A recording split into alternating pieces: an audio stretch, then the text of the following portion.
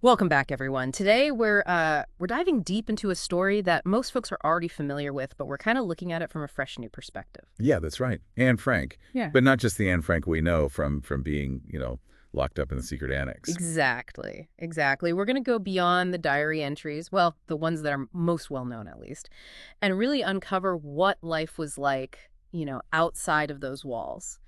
Um, we'll be pulling from the definitive edition, and from what I've seen so far, it really paints a much richer picture. Oh, it really does. Of Anne's life, of course.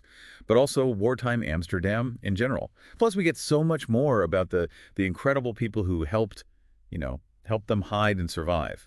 It's honestly pretty amazing to me because when you start reading some of these entries, it's like you're meeting a totally different Anne. The Anne before hiding, she was kind of a social butterfly. That's one way to put it, I Yeah. guess. Yeah, and she even describes herself as overconfident and a bit of a flirt. Pretty different from the image a lot of people have, especially if they've only read the later diary entries. Huge difference, yeah. Yeah. Makes you kind of wonder, how much did being confined in the annex have to do with shaping her personality? You know what I mean? Oh, for sure. I mean, imagine being 13. You're already dealing with all that teenage stuff, right? And then your whole world gets shrunk down to just a few rooms. And not just a few rooms, but hidden rooms. The constant fear of being discovered. Yeah, and the diary doesn't sugarcoat things either. She talks about seeing roundups, Jewish people being marched off. She even mentions bounties on Jews. It's a good reminder, maybe even a harsh one for some, about just how brutal that time was. Yeah, sometimes we can distance ourselves from history. But she was right there living it. These things weren't just news reports, they were a very real threat hanging over their heads every minute of every day. That awareness, that discovery could mean the end for all of them. That had to be just crushing, emotional. I mean, Oh, absolutely. But here's what gets me. Even with all that going on, there's this incredible resilience that comes through. right. People found ways to make do, to have little celebrations. Even when there were air raids, they still found ways to find joy. Little joys maybe, but important nonetheless.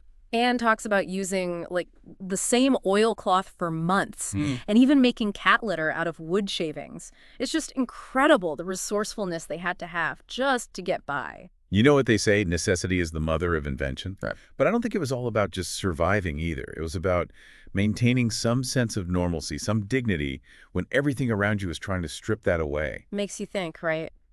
How would I cope if I were in that kind of situation? How would any of us cope, I guess? I think that's a question we all kind of wrestle with when we read Anne's story, at least is for me. And something that really stuck out to me from the definitive edition was how much more we learn about the helpers. The helpers, yeah. We all know the names, right? Miep and Jan, Mr. Kugler, Mr. Kleiman, Bep. But in this version, they become, I don't know how to explain it, they just become real people. You get more than just the names. You really see the risks they were taking. Every single day they put themselves on the line, and they had their own stuff going on too, their own lives, their own problems. But they never stopped helping. They never gave up on those in the annex. The kind of courage and selflessness they show, it's just unbelievable. Really makes you see that being a hero doesn't always have to be about grand gestures. Sometimes it's just doing the right thing quietly and consistently, even when it's hard, even when it's dangerous. Absolutely. And you can feel how much their support meant to everyone in hiding. It wasn't just bringing supplies or news from the outside. It was about that human connection, bringing a little bit of hope into that place. And speaking of connections, one of the things we get to see unfold in these entries is Anne's relationship with her mother. It's kind of like watching a universal experience, teenage angst. I mean, but amplified by their situation. Oh, for sure. There's the arguments about religion, and Anne's got this, I guess you could say, more modern perspective, while her mom is much more traditional.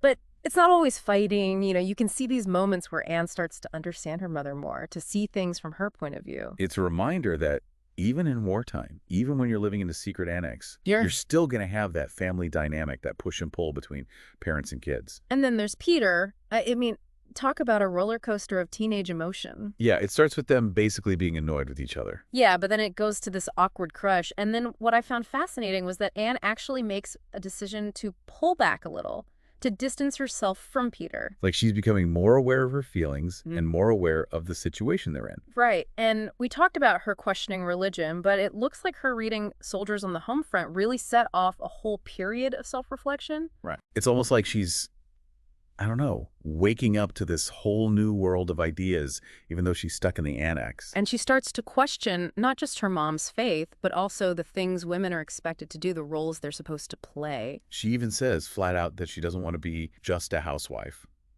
That was a pretty radical idea back then. And what shines through, especially in the later entries, is this desire to be more than that. She wants to be a journalist. She wants to use her writing to make a difference, to change the world even. Which is, I mean, it's exactly what she ended up doing. Even though she didn't live to see it, her diary has touched millions of people. It's become this incredibly powerful voice. And you can see her working at it, Yeah. practicing, writing stories and poems, even being critical of her own writing. She wasn't messing around. Writing was more than a hobby. It was her passion. It was a way for her to process all that she was going through. It was her way of making sense of the world, yeah. And when you read those entries, you can see a talented writer taking shape. Someone who really understood how powerful language can be, how it can connect people and expose things that are wrong, and even give people hope. It's almost as if she's laying the groundwork for this future she's dreaming of, this future she never got to have. I think we all kind of wonder, what would she have achieved? What would she have become if she had survived?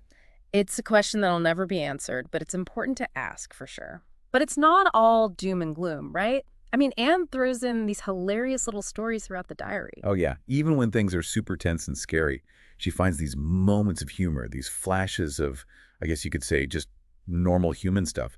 And I think that makes the whole thing even more powerful somehow. Like, one of my favorite parts is when she describes Mrs. Van Dane's exercise routine. She writes it with such wit. It's just laugh out loud funny. And it really brings them to life, all those different personalities crammed together in that tiny space. And that's how we get a sense of who they really were, right? The people behind the historical event, the real human story, playing out in the secret annex. It's just incredible how much one diary can tell us. And we've really only scratched the surface so far. There's so much more to unpack here, and I'm really looking forward to diving into it. I am too. So everyone come back for part 2 of our deep dive into Anne Frank's world beyond the annex. There's so much more to discover. Absolutely. We'll be back with more fascinating insights next time. So we're back, and we're continuing our deep dive into Anne Frank's world, the world that existed outside the walls of the secret annex. And last time we talked about some of those little details from the definitive edition that really bring the story to life. It really is remarkable how she was able to capture those everyday moments, even in such an extraordinary situation. Absolutely. And one of the things we touched on was how Anne used humor to cope with the tension and anxieties of being stuck with 7 other people for months on end. Oh, yeah. Like they were all living in this pressure cooker, all those different personalities just crammed together. And she observed everything, and she had this sharp wit that allowed her to find the humor in it all. She definitely had a knack for observation. But her humor isn't always lighthearted. For example, the way she describes Mr. Dussel's little habits, it's hilarious, but you can also see the strain everyone was under. She pokes fun at him, his rule following, and his tendency to get bogged down in the smallest details. I think it shows just how hard it was to maintain your individuality when your whole world is reduced to just a few rooms. Yeah. Imagine having to negotiate every single aspect of your life, like who gets to sit where at the table, or who gets to use the bathroom when. Yeah, the lack of privacy must have been incredibly difficult. Mm-hmm. And then there are those times when Anne's humor takes on a more profound tone, like when she writes about Mrs. Van Dane exercising in her underwear and getting upset about being seen. On the surface, it's funny, but it also reveals this vulnerability, this yearning for a time when privacy and personal space weren't such rare things. It definitely does. It reminds us that these weren't just characters in a story, they were real people with real emotions, trying their best to maintain some sense of normalcy in a situation that was anything but normal. Speaking of real people, we've talked about the incredible helpers, the ones who risked everything to keep those in hiding safe. But reading Anne's accounts, you really get a sense of the burden they carried. They were risking their lives every single day, dealing with their own problems, yet they never wavered in their support. What do you think motivated them to take such enormous risks? It's a question that I think people have been pondering for decades. Historians, biographers, anyone who's read Anne's story. Was it some sense of duty? Maybe just pure empathy? Or did they simply believe that they were making a difference in a world that had become so consumed by darkness? It's hard to say for sure, but Anne herself wrote about their heroism, saying that their courage should never be forgotten. And she gives us these little glimpses into their lives outside the annex. We learn about Mr. Kubler's growing anxiety and the fact that Mr. Kleiman was struggling with his health and that Beth's engagement was falling apart. It really highlights the fact that the helpers weren't just figures in Anne's story, they were individuals trying to navigate their own lives amidst all the chaos of the war. Yeah. And that makes their dedication even more remarkable, knowing that they were dealing with their own personal hardships, and yet they still showed up every single day, risked their lives to bring food, news, and a little bit of hope to those in hiding. I think it speaks volumes about human compassion, the willingness to reach out and help others, even when you're facing your own struggles. We mentioned earlier about Anne questioning her mother's faith, and those questions seem to be part of a much larger shift in her thinking. She wasn't just rebelling against her parents, she was genuinely seeking out new ideas and new perspectives. It's one of the things that makes Anne Frank such a fascinating person to study. She wasn't just sitting back and observing, she was constantly learning and evolving, grappling with complex issues. And through her diary, we're able to witness that development, both intellectually and emotionally, in real time. It's like a front row seat to the evolution of a young mind. We know that her life before going into hiding was pretty carefree, especially compared to what we know of her time in the annex. Do you think that shift, that forced maturity, played a role in the way her relationships changed? I think it's impossible to say that it didn't. I mean, being a teenager is a time of immense change under any circumstances. Hmm. But for Anne, those changes were happening while she was living through war, confined to a small space, and constantly living with the fear of being discovered. She had to confront questions about identity and morality and her purpose in life way earlier than most teenagers do. Absolutely. And her relationship with Peter almost seems like a perfect example of that forced maturity. At first, they're just annoyed with each other. Then it becomes this awkward crush. And then Anne makes the conscious decision to pull back a little, to distance herself, because she realizes that their paths might be diverging. I wonder if her focus on her feelings for Peter was almost a way to escape the harsh realities of their situation, a form of self-preservation even. It's easy to forget that these were still teenagers dealing with adult problems. It really is. You know, And her evolving views on womanhood are fascinating, too. Remember that book she read, Soldiers on the Home Front? It seems like that really ignited something in her. She even argues that women endure more hardship than any war hero, and yet society doesn't value their contributions. it's an incredibly insightful observation, especially coming from someone so young. And it goes right to the heart of the traditional gender roles of that time. The idea that women should be content with a domestic life. And she doesn't mince words either. She says point blank that she doesn't want to be just a housewife. She dreams of becoming a journalist, of using her voice to make a real difference in the world. Which is exactly what she did. Even though she didn't live to see it, her diary has become one of the most powerful voices of the 20th century. It's a testament to the strength of the human spirit.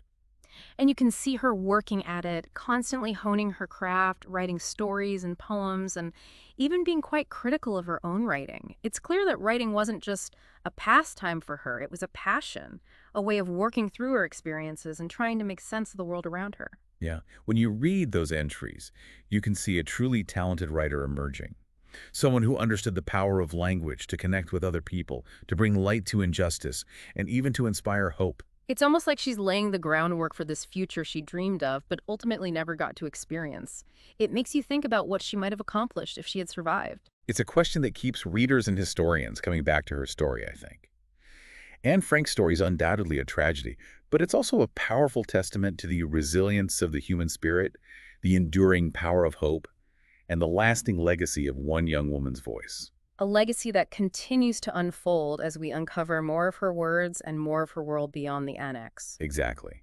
And as we delve deeper into the definitive edition, we discover even more evidence of her intelligence, her quick wit, and her unwavering belief in the goodness of humanity, even in the face of unimaginable cruelty.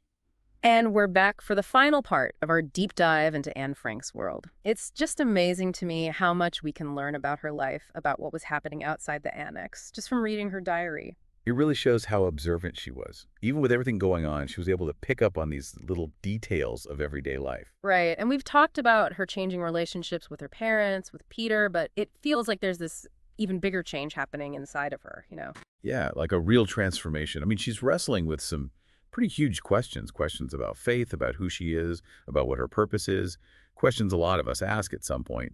But for her, it's all happening in this incredibly intense situation. I was really struck by how her views on faith were changing. She mentions reading prayers, but they're in German, and she even says that they don't really mean much to her. It's something a lot of young people go through, right? Questioning what they were taught, trying to figure out what they actually believe. But for Anne, it's even more complicated. She's cut off from the outside world, so she has to rely on herself, her own thoughts and feelings, to figure it all out. And it's not just faith. Reading that book, Soldiers on the Home Front, seems like it was a real turning point for her. She starts to question all those traditional expectations of women, argues that their contributions aren't valued enough, and even declares that she doesn't want to be just a housewife. You have to remember, this was the 1940s. That kind of statement, especially from a young woman, was pretty radical. It shows how much she was thinking for herself, how willing she was to challenge what everyone else thought. It makes you wonder, were those feminist ideas already there even before she went into hiding, or did they come about because of what she was going through? It's a tough question to answer. Maybe it was a little bit of both. Maybe being confined, being around her mother and Mrs. Van Dane all the time, made her think about what it meant to be a woman in a different way. But one thing's for sure, she saw writing as her way to make a difference in the world. She talks about wanting to be a journalist, about using her words to change things, to document everything that's happening. And you can see that developing throughout the diary. She was a great observer of people. She was able to capture these little details that made the people in the annex come to life, both their good sides and their bad sides. And her sense of humor really shines through. She's not afraid to make fun of the people around her, but it's always done in a kind of affectionate way, you know? It's never really mean. I think she understood that even in the darkest times, humor can be a way to cope, a way to keep things in perspective. And those little moments of humor actually make the story even more powerful because they remind us that even though they were living through this horrible situation, they were still human. It's like we always talk about finding your voice, and I think that's exactly what Anne was doing through her writing. She wasn't just recording events, she was trying to shape them, to find her own way of expressing herself. And she was really honest, too. She didn't try to hide her flaws. She talks about being flirtatious, even overconfident, before she went into hiding. It's almost like she's admitting that she was putting on a show, trying to get people to like her. That honesty is part of what makes her so relatable, I think. She wasn't pretending to be perfect, she was just sharing her journey, all the ups and downs. And that makes her story even more powerful because it reminds us that we're all constantly changing, constantly learning and growing. Exactly. And even though her life was cut tragically short, we can still see that growth happening in her diary. We see her becoming more self-aware, and that's something we can all learn from. And what struck me is how she didn't want to just sit back and let things happen to her. She wanted to have a say in her own life, even though she was trapped in the annex. She definitely didn't shy away from standing up for herself, even to the adults. She knew what she needed, she knew what she believed in, and she wasn't afraid to fight for it. Pretty inspiring for someone so young. Absolutely. It shows that even when it feels like we have no control, we can still make choices. We can still shape our own lives, even in the smallest ways. Well, this has been an incredible journey, exploring Anne Frank's world beyond the annex. It really has. And I hope everyone listening will go and check out the definitive edition for themselves. There's so much to discover there. I totally agree. It's a reminder that even the stories we think we know can surprise us, and that by digging a little deeper, we can gain a much richer understanding of ourselves and the world around us. Thanks for joining us for this deep dive. We hope you'll keep exploring and questioning and learning, just like Anne Frank did.